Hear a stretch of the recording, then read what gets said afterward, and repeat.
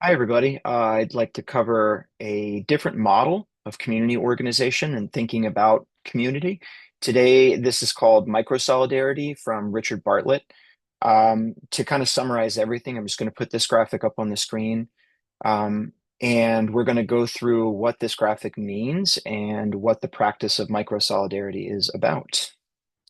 So on this particular site, Microsolidarity, he has an article here called The Five Scales of Microsolidarity. Um, and basically, it's just this.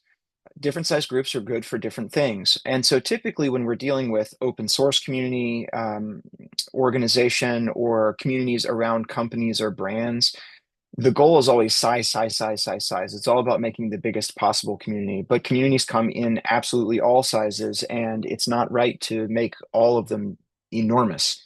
Richard Bartlett points out that different size groups are good for different things. So the first is the self. That's just one person. If you've ever heard of IFS or any of the therapy modalities like that, you can look at an individual person as a group of entities discussing things with itself. The second is a dyad. That's two people. It could be a romantic partnership or it could be a work relationship. The third is a crew. That could be a small group of pizza people. In startup terms, they sometimes talk about a one or a two pizza team, and I think that that's kind of what Richard is after with a crew. A congregation starts to be an interrelated set of crews, and so this would be anything up to a small startup company or your local music scene, perhaps.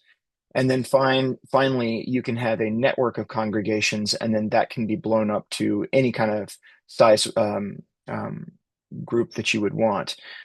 This goes through all of that, and basically, he has some great information in here about how the group size affects the number of relationships that can be had.